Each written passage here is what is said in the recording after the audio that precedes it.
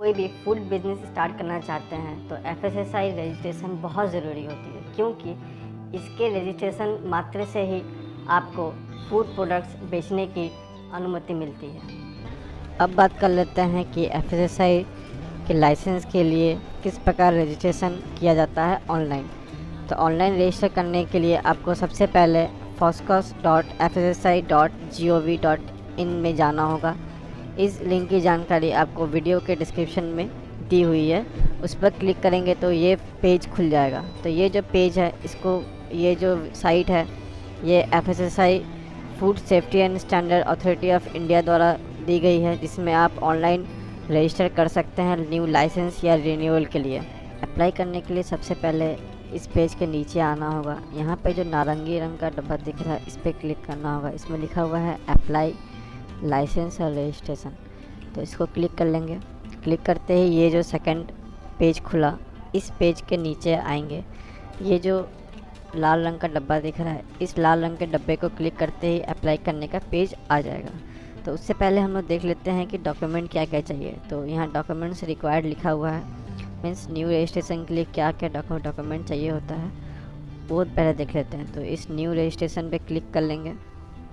Click करते ही एक PDF खुला। इस पीडीएफ में लिखा हुआ है documents required for registration certificate, मतलब नए रजिस्ट्रेशन के लिए क्या क्या डॉक्यूमेंट चाहिए होता है। सबसे पहला है आपका फ़ोटो लगेगा, फिर दूसरा है गवर्नमेंट के इशूड किया हुआ कोई भी आधार कार्ड या पैन कार्ड या वोटर कार्ड। तीसरा है proof of address business activity, तो जहाँ पर भी आपका बिजनेस होगा उस फूड बिजनेस का एड्रेस आपको लगेगा। अब देख लेते हैं कि फ़ीस स्ट्रक्चर कितना है। तो फ़ीस स्ट्रक्चर पे हम लोग जाएंगे। फ़ीस स्ट्रक्चर पे क्लिक करते ही ये एक ऐसा पीडीएफ आपके सामने खुल जाएगा। इसमें लिखा हुआ है कि काइंड ऑफ बिज़नेस क्या, मतलब आपका बिज़नेस क्या है। अगर आप एक पेटी फूड बिज़नेस ऑपरेटर है, जैसे कि अगर आपका टेम्पररी स्टॉल है या ठेला है या मिठाई की दुकान है या जूस का स्टॉल है, जैसे golgappa, food vendor stall, snacks stall, tea stall, तो आपका और उसमें आपका सालाना इनकम 12 लाख से कम है, तो उसके लिए सिर्फ रजिस्ट्रेशन की ज़रूरत पड़ती है, जिसकी फ़ीस है सिर्फ 100 रुपये। अगर आपका कोई डेयरी बिजनेस है तो यहाँ पर उसका चार्ट दिया हुआ है कि आपका प्रोडक्शन के ऊपर, आपका डेयरी का प्रोडक्शन के ऊपर कौन कौन सा लाइसेंस की ज़रूरत पड़ेगी, सेंट्रल स्टेट रजिस्ट्रेशन। उसके बाद है वेजिटेबल ऑयल प्रोसेसिंग यूनिट, उसके बाद आपका meat processing unit, slaughtering unit, property food unit, storage भी है। स्टोरेज के बाद फिर आप अगर होलसेलर हैं या डिस्ट्रीब्यूटर हैं या रिटेलर हैं या खुद का आपका होटल है या रेस्टोरेंट है या कैटरर हैं, तो कुल मिला बात यही है कि अगर आपको कोई भी बिज़नेस फूड रिलेटेड या फिर सर्विंग रिलेटेड बिज़नेस करनी है तो उसके लिए आपको एक एफएसएसआई की लाइसेंस की ज़रूरत पड़ेगी। और इस पीडीएफ का लिंक आपको डिस्क्रिप्शन बॉक्स में दे दी जाएगी, वहाँ से आप क्लिक करके ये चार्ट, ये पीडीएफ आप देखकर अपने हिसाब से, अपने बिज़नेस के हिसाब से आप अपना लाइसेंस के लिए अप्लाई कर सकते हैं। अब बात कर लेते हैं अप्लाई करने के लिए। अब अप्लाई करने के लिए इस लाल डब्बे पर क्लिक करना होगा, तो इस पर क्लिक किया। क्लिक करते ही यहाँ पर एक दूसरा पेज खुला। इसमें आपको सबसे पहले आप अपना स्टेट डालना होगा कि आप कौन से स्टेट से बिलोंग करते हैं। नीचे आते ही यहाँ पे आप देखोगे कि यहाँ पे डेयरी यूनिट लिखा हुआ है। अगर आप मैन्युफैक्चरर हैं तो यहाँ पे vegetable oil manufacturing, meat processing unit, general manufacturing. अगर आपका ट्रेड एंड रिटेल का बिजनेस है, जैसे कि अगर आपका कोई स्टोरेज है, कोल्ड स्टोरेज है, आप या फिर आप कोई होलसेलर हैं, तो यहाँ पर आप होलसेलर में से ही क्लिक करें तो यहाँ पे आपका टर्नओवर के हिसाब से अगर आपका 12 लाख से कम है तो यहाँ पे 100 रुपये लगेगा। अगर 30 करोड़ है तो 5,000 या 3,000 लगेगा, या फिर 30 करोड़ है तो सबसे ज़्यादा तो 7,500 लगेगा। उसके बाद कोई भी एक क्लिक कर जैसा भी आपका बिजनेस है, जैसे भी आपका इनकम है, उस हिसाब से उस वहाँ पर क्लिक करके प्रोसीड कर देंगे। प्रोसीड करते ही यहाँ पे और एक पेज खुला। यहाँ पे लिखा हुआ click here to apply registration for all businesses. फिर यहाँ पे क्लिक करेंगे। क्लिक करते ही आपके पास एक ऐसा एक पेज खुलेगा जिसमें लिखा हुआ fill registration certificate details form ए।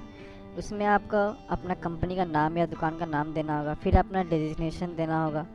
लाइक अगर आप इंडिविजुअल हैं या फिर पार्टनरशिप के साथ हैं।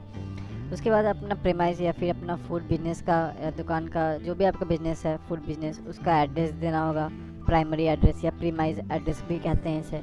उसके बाद यहाँ पे कॉरेस्पॉन्डेंस एड्रेस देना होगा। अगर कॉरेस्पॉन्डेंस एड्रेस अगर प्रीमाइज एड्रेस के साथ सेम है तो यहाँ पे आपको येस कर देना होगा, या फिर अगर कॉरेस्पॉन्डेंस एड्रेस अगर अलग है तो यहाँ पे नो करके यहाँ पे फिर से कॉरेस्पॉन्डेंस एड्रेस भरना होगा।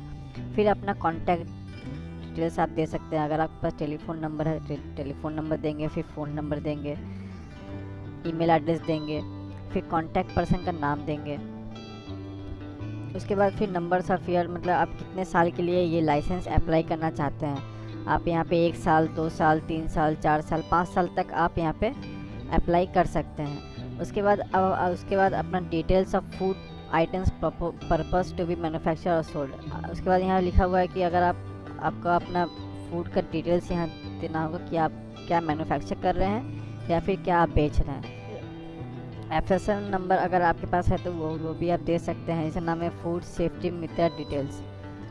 उसके बाद फिर आप अपना बिजनेस कब से स्टार्ट किए हैं उसका यहाँ पे डेट देना होगा। उसके बाद आपका वाटर सप्लाई प्राइवेट है कि पब्लिक है वो देना होगा। उसके बाद आपका मैन्युफैक्चरिंग अगर आप करते हैं तो उसके लिए इलेक्ट्रिक पावर यूज़ होती है कि नहीं वो आपको देनी पड़ेगी।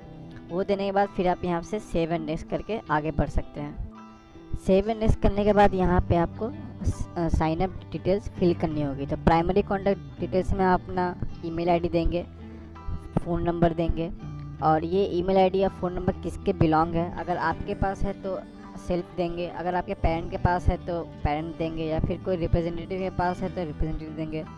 तो अपने हिसाब से आप इसमें चूज़ कर सकते हैं। उसके बाद सेकेंडरी कॉन्टैक्ट डिटेल देने की मैंडेटरी नहीं है। उसके बाद हम लोग का लॉगिन क्रेडेंशियल आ गया। ये लॉगिन क्रेडेंशियल आपको यहीं पे लिखा हुआ रहेगा। उसमें आपको पासवर्ड और कंफर्म पासवर्ड कर देना होगा, और फिर ये जो कैप्चा है ये फिल करके सबमिट कर देना होगा। सबमिट करते ही आपके रजिस्टर्ड ईमेल आईडी पे जो OTP गया है उसको यहाँ डालेंगे, और फ़ोन नंबर पे जो OTP गया है मैसेज के थ्रू उसको यहाँ डालेंगे। डालने के बाद यहाँ सबमिट क्लिक कर देंगे। सबमिट क्लिक करने पर यहाँ दिखा रहा है यूज़र साइन अप सक्सेसफुली। फिर यहाँ पे ये जो लॉगिन आईडी दिया हुआ है इसको आप सेव कर लेंगे। सेव करने के बाद यहाँ पर ओके कर लेंगे। क्लिक करने के बाद आपके सामने एक इस तरह का पेज खुलेगा जिसमें आप पेमेंट करने का पेज है। इसमें आप क्रेडिट कार्ड, डेबिट कार्ड और UPI तीनों में से किसी एक का इस्तेमाल से आप पेमेंट कर सकते हैं। मैं यहाँ पे UPI यूज़ करके पे कर रहा हूँ। तो जैसे ही आप इसकी पेमेंट करेंगे एक रिसिप्ट जनरेट हो जाएगा जिसे आप डाउनलोड कर सकते हैं। अगर आपको अपना एप्लीकेशन ट्रैक करना है तो यहाँ रेफरेंस नंबर और कैप्चा डालकर सबमिट करने के बाद